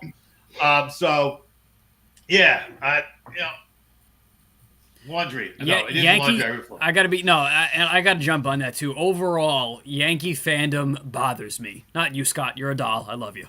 But just overall, this kind of whole this pretentious, stick your chest out, doesn't matter. Kind of whatever happened with the team. It's the Yankees or die. It's like kind of the whole join or die thing. Yankees or die. And I think I've said this before. Going to a Mets game feels like you're going to like a family barbecue. Going to a Yankee game feels like I'm going to a business meeting. Yes. Dude. There's just something so corporate with the Yankees. They are like a law firm that has a baseball team. Listen, and the Mets are just so family and fun, and it's just, it's so much better. Dude, yes. And I think a lot of that has to do with the new Yankee Stadium. I've been a fan of this team for 30 years at this point. I've seen what it was in the old Yankee Stadium. I feel the corporate feel that the new Yankee Stadium has. And yes, honestly, when it comes down to it, I am a Yankee fan. Mets games are more enjoyable to go to because it has a friendlier family sort of feel. But I mean, as I put down, in the bit down below, Yankee fans, there's a certain degree of posh arrogance to them because it's almost like the cowboy fandom. Yeah, you get caught up in the Laker fandom, 27 championship fandom. But if I hear one more time that the Yankees won a championship in 1901 with Scooby Bob Pete at first base, like I don't care. Like that doesn't transfer to today's game. So I gotta just talk about that before we get into, and then I'm going to disagree with Brandon, but first I'm going to agree with Scott here. First, so Scott. And it's always like not even like the real baseball fans that jump on that too. Oh, we won championship in 1902. But for me, when I became a Met fan was in 1984. I had gone to a few Yankee games. Like for the first 6 baseball games I went to, somehow the home team won. But the Mets games were more exciting than the Yankee games, so I became a Met fan because of that. But the other thing about, yes, there are definitely different teams. Dude, the LA Lakers and the Yankees and the Cowboys. If you're a fan of them, you better not be a fan of one of the others because then you are a particular type of person I would like to avoid. But the thing with the Yankees is the history of baseball is the history of the New York Yankees. I do agree with this. The Yankees being one of the 2 or 3 best teams in the league is important to the league. Babe Ruth, Lou Gehrig, Mickey Mantle, Yogi Berra, the names, are there, and that's where they are. And the Yankees being the best team in baseball, and that's another reason I hate the Yankees, because I know what's good for baseball is the Yankees winning World Series. Yankees being in the World Series is good for the sport. And it's better for the sport than if it's like not just New York, because you do it with the Mets, it's not the same. I hate the Yankees because the arrogance is actually fucking deserved. What I hate most about Yankees fans is they go, well, that might be a bad trade. When Scott goes, that trade cost us money. No, fuck you. You're the Yankees. Go buy a guy who will fix the problem and pay the luxury tax. You're the New York Yankees. The New York Yankees not being in luxury tax trouble pisses me off. You're worth $5 billion. I don't want to hear Jack Skiddly squat about a luxury tax. Yeah. Here's the thing. I will be honestly as a logical Yankee fan. Yes, there's the prestige. Yes, there's the mystique. I came into this fandom in like 1994, pretty much. So right, basically, so I came into this team sort of before the dynasty began. But if you look at the recent dynasty, yes, but I look at this also from the perspective of let's be logical here. This team has had one World Series win since 2001, we'll say. Ever since it's the curse of Tino Martinez. No, hear me. No, just hear me out for a second. For all of the arrogance and the bravado of 27 world championships, how many they've gotten in the last 20 years? That's what I'm saying. And I'm speaking as a Yankee fan right here. You can ride the coattails of the previous dynasty, and what happened with Gehrig and DiMaggio and, and Mantle and all that kind of stuff. You can do that till you're blue in the face. But the kids today, the fans today, were born decades after that. You've gotten 5 in the last 45 years. What have you done for me lately, world? What's that? It's like 5 in 45 years. Yeah, exactly. I mean, it's almost like to the same degree when basically the New York Rangers, they had 94. And before that, they had 1940. And they're like, well, we have, 4 4 Stanley Cup finals. Great. You had, 3 of them when you only had 6 teams there. What have you lately? And that's why, to me, and I said it, the Yankees being good is important to baseball. Hal does not spend like George. If George made this trade, George made this trade for Donaldson, and then it turns out that Donaldson is old and fragile, and I don't know, that's going to happen too. And Mike Trout is available and having another Mike Trout type year with the ridiculousness of the end of the contract, how much it's going to suck. George would be, hey, Anaheim, here's $5 million. Donaldson, I'll pay Donaldson's contract and give me Trout because I need him. He's getting Juan Soto. He's signing Juan Soto. But to that contract. So the Yankees don't do that anymore. And I'm disappointed. Like, I hate the Yankees, but I want to see them do that ridiculous shit. That would just like, we need Trout. How are we gonna get him? We're going to get him. That is the Los Angeles Dodgers. Owner Mark Walter is George Steinbrenner reincarnated. Yes. With the deals that he has made and the people that he has brought in, they are the evil empire of the 2020s. Except they can't win. I mean, but the Dodgers doing that is going back 15 years. I mean, remember when they brought Carl Crawford over from Tampa Bay on that massive deal? But then they got Betts, they got all these players. They're paying Trevor Bauer $40 million a year, and he's not even pitching. Last year you started David Price in the bullpen. Your $30 million starter started in the bullpen, because at this point that's the team that's over there. And that's the new evil empire. And you see, like I said, the deals that they make, and they're just like, screw it, we'll throw money out there. Mark Walter is George Steinbrenner reincarnated. Without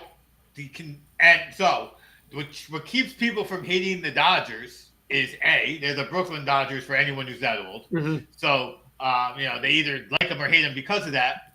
But they're not winning back to back to back to back, which is probably the reason the early Yankees won so many championships is because there wasn't all these rounds of playoffs, which makes it so hard in baseball for the best team to win the World Series.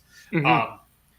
And now they're expanding it even more. So for the good, that means we're going to get more great players in the playoffs, which I think is great. But for the bad is we're going to see even less dynasties. I don't know what people are talking about. Dynasties are good for sports. When people have a team to hate, it is as good as having a team to love.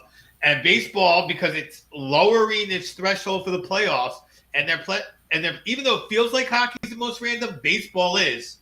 It prevents dynasties. You need basically any kind of emotion is a good emotion. Apathy is the worst thing that you can have in sports. Yep. And if it's like, so like Houston is great. The hatred for Houston was good, but we'll see if that can continue. If the Yankees get Carlos Correa, they lose all right to complain about what happened in 2017. Fine. Mm-hmm. Even better, give people more reason to hate the Yankees, right? Oh, they did all that complaining and they got them. Yeah, I was in the city, whatever the year, it was 2018 when Altuve hit the walk-off off Chapman in Houston. Yep. We're in the city, and we're in a bar, and it was fully packed, and it just everyone was going wild. And I'm looking at this guy who is in a bar at whatever time it was, midnight, sitting on the floor, crying. And I laughed my ass off. It was the best day of my damn life. But I think also going back to the Dodgers, like they're not so hated because there was a time for a lot of years where they're the highest payroll in baseball, and we were all sitting there. It's like, why can't you win a World Series? Mm-hmm. Like we almost felt pity and felt bad for them until they were finally able to until they met Houston, and then they kind of the whole cheating thing. Then we started to really kind of be okay with kind of the Dodgers being the powerhouse that they are, the evil empire, like you said. They got over the hump. I again, back into the New York, they used to be the Brooklyn Dodgers. I don't mind the Dodgers. I even like kind of the Giants because they used to be the New York Giants. Yeah, I don't. Yeah, it's hard. They are the empire, but they don't feel like the evil empire. And again, it's not anymore. That's the weird thing. And ironically, they should be because of what they're doing. If they were to be winning 2-3 years in a row, where it felt like we're part of the evil empire of the 90s and the early aughts was the success of buying championships. It wasn't just that they were buying championships. They were successfully buying championships. And it also, that matters. Whereas if you're trying to buy a championship and you fail, then it's like, oh, okay, well, try again. And there's a sort of storyline there of failure that makes you a little less obnoxious. On the other hand, plus, he's gone. Plus, they're not even the main team in their city, as the Yankees are. I mean, that's the Lakers, which I'm sure you got a good talk on you about today, how they just don't want to play basketball. Today was all March Madness stuff. Oh, is that why we got the Cincinnati shirt on? Yeah, I got the Oscar Robertson Cincinnati. Very nice, jersey very there. classy. Yeah. Yep, So we're going to change the subject to that because Scott's gone. He doesn't do a lot of basketball. Who do you got going to your Final Four and why? I pulled it up. I had Gonzaga, Iowa. I think Kentucky, and I might have been Arizona. I'm forgetting how I just did it before, and but I still think it's going to come down to Gonzaga. Yeah, it's a shame we can't get Gonzaga and Baylor in the final, that they have to meet earlier. Yeah. But, yeah. Welcome back, Scott. Where'd you go? Thank you. Yes, basically Chrome decided it was going to crash at this point, and yes, we'll call it a quirk in this case, Okay. A feature, if you want to call it that. A feature. A feature. You can call it a feature. Yeah. So Chrome likes you calling it a feature. I have a different F word I really want to use right now, but I won't right now. A fuck up? I mean, the rest of us will use it. Fuck. Yeah, you forget where we are right now. We are on we're allowed to curse channel. Oh, that's right. We're not. Yeah, basically, I don't get chastised for saying any of the 7 dirty words that George Carlin will approve. Yeah. Yes, we're the FCC. Don't have jurisdiction. The FCC won't let me be. The oldies. So. Yeah, I know you guys are talking NCAA and March Madness, which begins tomorrow, by the way. Yes. My another sport that is very hard to have dynasties, Mm-hmm. where it's literally as random as can possibly be. Sure. I do wonder. I honestly, as more and more kids are going to, as less and less kids are, it looks like less and less kids are going to do one and done. They're either going to go to the minor leagues or Europe and colleges. If we're going to get more back to 2 years in a row, 3 years in a row, where you get juniors and seniors who are good enough to win championships but not go to the NBA, hanging out. And we might see that this year with the back-to-back with Baylor, who certainly looked good this year. So it would be nice. A lot of transfers too. Yeah. The transfers really were up a lot this year. Yeah, the transfer portal is huge, and you just don't know where NIL is going to land college sports in the end. Like you think, oh, well, if I go to Alabama, there's a lot of Alabama people there with money, but there's going to be a lot of folks in the Big Ten out west who have money. You got to think that every kid who goes to Oregon is going to now instantly have a Nike NIL. Come to Oregon, here's $1 million Nike NIL. Well, yeah, there you go. So I think that it'll be interesting to see what the changes in the landscape are again in the next 10 years as NIL affects where people go and people's freedom to go places. Mm-hmm. And the NIL could be as simple as your I don't know, your captain of the polo team showing up at the local car dealership every weekend for a paid. I mean, it could be as little as that, or it could be gracing all these covers of magazines and stuff like that. Local, and it's really opened such a world for college sports and these players. It gives them, I would say, this real sense of security where now you could focus on your sport. Mm-hmm. You could focus on whatever it is, football, basketball, it doesn't matter. But it does, and that's not just the player; it's their families too. Yeah. How many times do we hear stories of, I got to the league. What's the first thing they do? Oh, I got my mom a house. I got my parents a car. I paid off their mortgage. I got them an apartment. Whatever. It's a lot of it is, especially these young guys that first come in. It is, and they're repaying families. So it is giving a lot of players and their families sense of security. Where at the end now they could really just focus on the sport they're playing and not focus on the negative aspects of life that it could possibly bring upon. And I think it's going to be better for the pro leagues too, because I think a guy like, who was the quarterback the Raiders picked? Jamarcus Russell. Yeah, if Jamarcus Russell had his $4 million in college, by the time he was a senior in college, he would have been done. You know what I mean? Like, oh, I got my NIL, I took care of the people I want to take care of, and now I'm done. Like, I wanted $5-6 million. That's what I needed, and then I'm done. And I think that there would have been other guys who are in it for the money more than they should be, if that makes sense. And I'm not blaming anyone for doing anything for money. That's not what I'm getting at.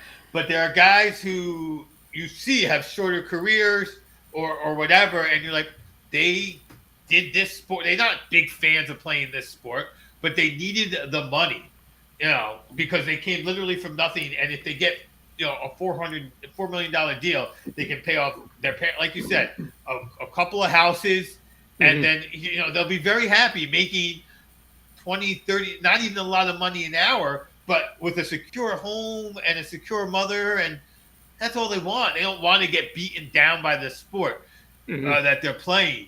And I think you're going to see more guys who can now do that, not have to filter up to the pros to get money. And somebody who really wants to make their money playing that sport more likely to play that sport. It's like we said about quarterbacks. Kyler Murray. Of course, he's going to go to football. He's going to get he's going to get $1 million deal and live in the lap of luxury. He might like baseball more, but why the hell is he going to go play baseball? Even if in the end he's going to make more money, it comes later. He has had to live on the road and go through all that BS. No, I'm going to go play football. take my chances of a shorter career, but no one. He's guaranteed a position playing football. He's not guaranteed playing baseball. Absolutely. So I think that some of those guys will be able to make, and good for them, different choices than having to put their body at risk into a pro level career, because they'll have enough money, that what they think is enough money to do something that they really want to do earlier. Well, we see it all the time now. Even Villanueva retiring from the after 7 years in the pro, he's got 3, 4, 5 more years left. Mm-hmm. He just doesn't want to. He's like, I'm good, thank you. Made my millions. I'm gonna go do what it is I want to do. Next chapter of your life, yeah. Everyone isn't Tom Brady at some point. To wrapping it around to how the show began and getting a little nudge in on Brandon over there. Yeah, I was gonna say, Brandon, how do you feel because about that? My girlfriend just had me, and I hate to just go way into a new realm of talk here, but we had a talk in our one of our previous streams on the Rock Hall of Fame, and their stuff like that. So my girlfriend just sent me. So Dolly Parton was up this year. She turned down her eligibility, saying she doesn't think she's worthy of it. I think Dolly Parton has a history of turning down awards. That's all fine. That's all fine and good. But she's definitely not a rock and roll icon. Like, she is an icon. She's a icon. She's a country music icon. She's two types of icons, but she's not a rock and roll music icon in any way, shape, or form. But see, that's the Rock and Roll Hall of Fame watering it down to be like it's not rock and roll anymore. It's any music celebrity or anybody who has platinum albums. This declining of an award should open their eyes and really show them that you're not doing this the right way. Again, I don't know the right way to do it, but this is not the right way to do it. And I've had this conversation with Brandon, with you before, I know. I mean, to me, part of the problem is even the best rock bands that are playing right now and doing rock music right now, very few of them feel, to me, granted I'm a little older, maybe I'm not aware of all the newest bands and what's happening and what's being done, don't feel Rock and Roll Hall of Fame worthy if their music also feels like rock and roll to me. There doesn't seem to be that overlap. So the Rock and Roll Hall of Fame, where I understand what they're doing is they need to grow, but like I said to Brandon, they need to rebrand. And they need to change what they're trying to do and make new rooms and take some of the guys who are in there and bands and ladies who are in there now and say, they're the first timers into this room and to that room, because rock and roll, as I think of rock and roll, and I know I feel Brandon thinks of rock and roll, guitar rock is what I think of as rock and roll, and that particular genre, with no disrespect to the guys who are out now, because I don't know you as well, but even when I listen to new music on Apple, hey, I like this, what's new? There's not a lot of stuff that's ringing out as brand new type of stuff, and bands with large albums, large discographies. So I know they're out there, but it doesn't seem like there's a lot of it happening. Because a lot of it is with these heavier bands, especially older bands like a Priest or an Iron Maiden, that they don't necessarily, or Motorhead, necessarily show favoritism for. I think that, and you're now kind of putting the heavier side off out of sight. So I think that kind of domino effect lead to a lot of these bands that are heavy and are trying to, I want to say, kind of resurge the genre in kind of the Rock Hall of Fame eyes. I want to say it doesn't count because it is still falling in line with the heavier aspect of it. But if they were to rebrand, like you say, and completely open their eyes to a whole new section of artists to bring in, then you could say that there are a lot of bands today that once they reach their eligibility should be in. But when it comes to the Rock and Roll Hall of Fame, you don't really think of Dionne Warwick Yeah, I mean, if you're old enough, you remember Dionne Warwick more from the Psychic Hotline, I think, than anything else. Yeah, but if you listen to Dionne's older music, that is like the Dionne Warwick that I know is post her heyday. Mm-hmm. Dionne, like, she was she was very Motown-y. And if you Motown was very early rock and roll. So but is Motown really rock though? I think so. I think that so? If you start eliminating Motown from rock, that's... I guess, yeah, because it is the precursor to rock. Yeah. But there are other, like, I love A Tribe Called Quest, but again, like, I get that rap is... I get that's not rock. Yeah, I get that rap isn't rock argument. I was thinking Tribe Called Quest in this conversation. I'm pulling this up just to basically focus on that right there. And I mean, again, I get the rap isn't rock argument. Mm-hmm. And yet, many of the rap bands that have gotten in feel too important to, I don't know what that term is. Disclude. Disclude? I know. Yeah, they're too important to disclude, but they're not rock and roll because rock and roll is too much of a subset of pop music. It's too, and like I said to Brandon, but it wouldn't be if you paid attention to the heavier side of things like they should have been from the start. But but like I said to you in the past, Brandon, like I know what classical music is. I don't know what Baroque music is. And if you had a Baroque Hall of Fame, you're making a mistake because it's easier to look back on a period of 200 years and classify that period. That's Vivaldi. You didn't know that? Come on. And take the right Wagner and take those guys. Like we know, like if we just look back over the last 100 years, or even since music's been recorded, I think we can say pretty confidently, since music's been recorded, it's Frank Sinatra, Elvis Presley, and the Beatles. Like, those are the people who our grandkids are going to know. Like, and so the Rock and Roll Hall of Fame should keep some of those other people who aren't those three alive, but they shouldn't necessarily be called the Rock and Roll Hall of Fame either, because it's not Rock and Roll Hall of Fame. But that's the trademarked brand, and that's what people recognize. Yes, I get that. I get that. So I understand why they stick with that name, and I understand why they expand. I understand fully Brandon saying, well, if you want to stay rock and roll, there's this whole heavy metal, greater than hair band part of the music you've ignored. Such as Iron Maiden, Judas Priest is finally on the list. Slayer. Like there's some really heavy stuff that's not being discussed.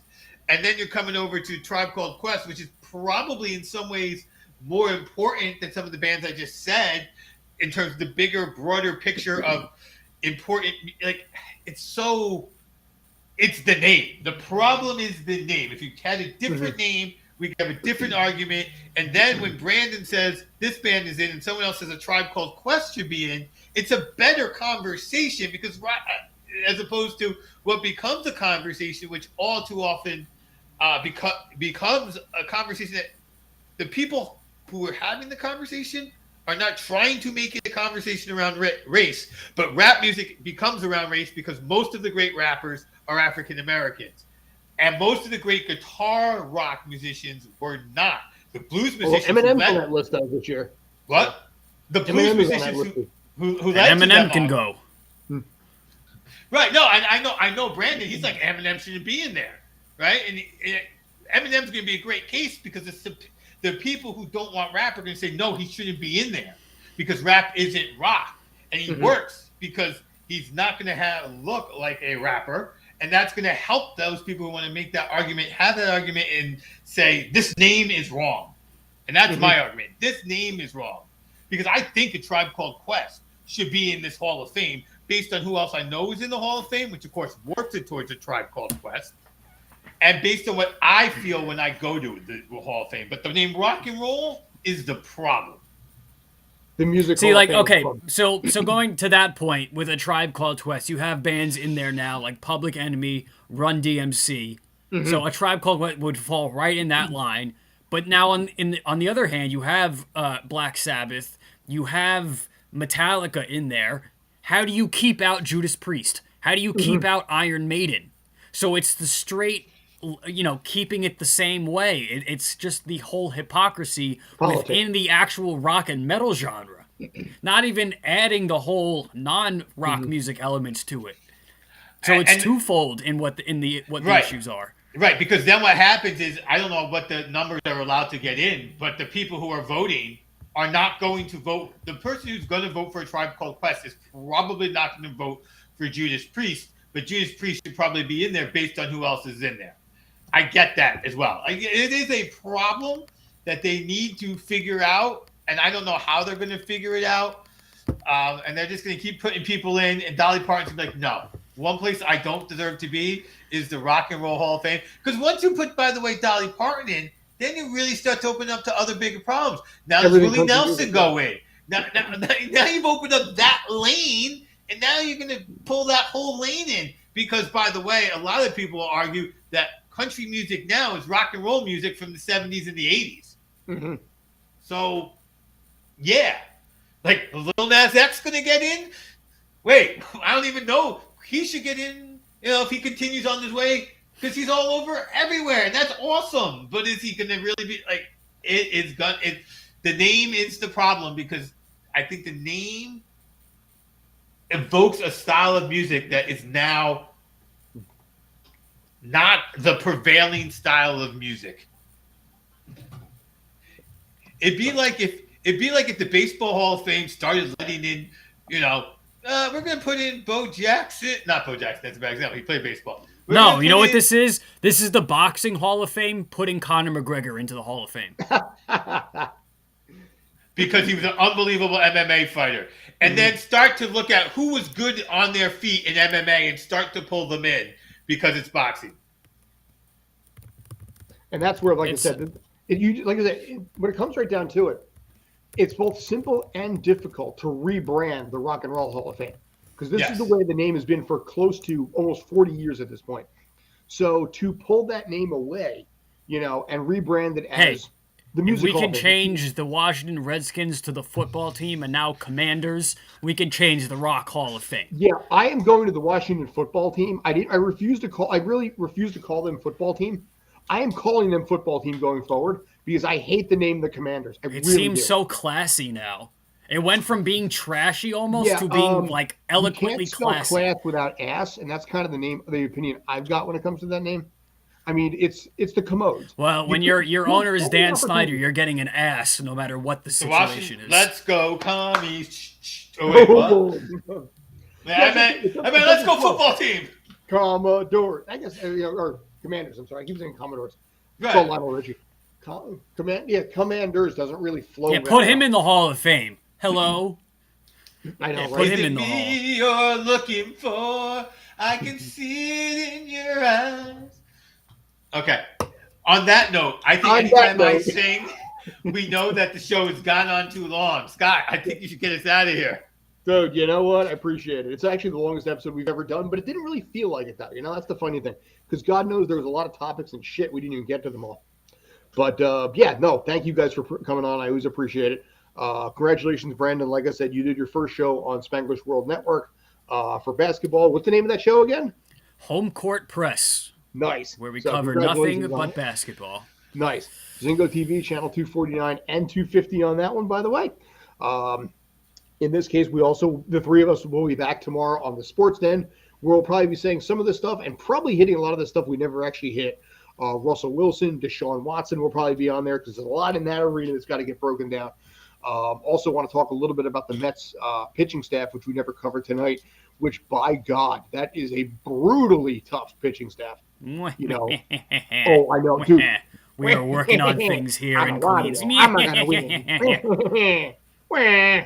So, anyway, there's my Wario mustache. So we'll basically break it down as well. Tales from the Film Set we got tomorrow night, me, JT Ryan, and Rob Leckington. So that'll be at 7 o'clock for that. And thank you as always for tuning in. This is Streampunk Entertainment. Find the link right down there. Streampunk Sports. Find us on Twitch and Instagram, Twitter, YouTube, and then also on Twitter, by the way. It's Streampunk ENT. Just wanted to point that out real quick before I forget. So thank you guys. Any other final thoughts? Yes. Not to be confused with your local ear, nose, and throat doctor. Exactly. ENT, I'm very excited to be making my triumphant return to the sports den tomorrow. I appreciate it, man. Well, get on my fancy hat and jacket. So work comes first, mortgage comes first. That's kind of how these things work. So, but all right.